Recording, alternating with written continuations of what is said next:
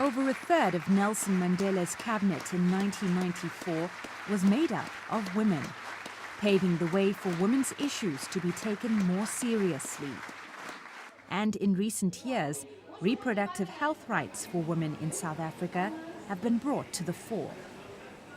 Pre-democracy, we had issues where women were actually forced into using certain methods of contraceptive or birth control, and then others, in more affluent women, had access to it more readily. And so you had this really unfair access issue. Women have more options, including a choice of birth control products and pregnancy terminations on demand. According to a UN Population Fund report, 2 out of 3 South African women aged 15 to 49 used modern contraceptives in 2012. And a new contraceptive device that is placed under the skin is now available free of charge to all women.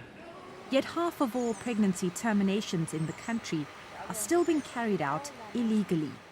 So there's this fear. So even though we have this great policy in place, it's often that kind of cultural change that needs to happen where in our communities we make women feel like this is something they're genuinely entitled to. In the late 80s and 90s, South Africa found itself in the grips of a rapidly growing HIV pandemic. Before, people were made out, were chased away, were not were disowned by their relatives just because they're having this illness. A nurse for 22 years, Zulu remembers it was only in 1998 that the country began tackling mother-to-child transmission of HIV.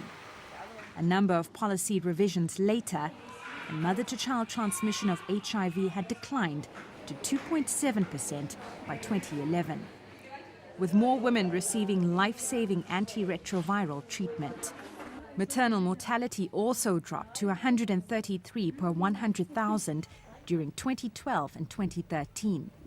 Yet women continue to make up the largest number of people living with HIV in the country. Zandile Hadebe discovered she was HIV positive in 2008, but the 28-year-old stopped treatment after 1 year.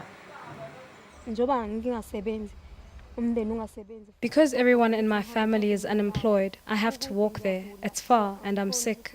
So it's unlikely that I'll end up going to the clinic because even if I do go there, I won't get help. I'll just have to accept that I won't get treatment.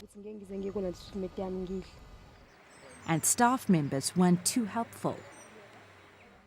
When you eventually do go to see a doctor, the doctor leaves saying he's going to talk to another doctor. And 2 hours could pass by waiting while you're sick. Later, you'll find out that he's on lunch, and now you have to wait for him outside. The absence of care is felt by other women too. Administrative inefficiencies have often let down victims of gender-based violence. 1 in every 3 women in South Africa is a victim of gender-based violence, with at least 3 killed every day by their partners. Rights NGOs say it's a social challenge that has been ingrained in South African society for decades. But one organization says there's more awareness around the issue, and better laws have been developed over the past 20 years in an effort to provide greater protection for women. But it's the implementation of these pieces of legislation that is so poorly managed, so poorly evaluated, and there's absolutely very little training and development for these people that are supposed to implement this policy. The country marks Women's Month just 3 months after the general elections. Maybe the time is now for officials to show how they plan to address issues of women's rights. JUDITH, SUBBAN, Durban.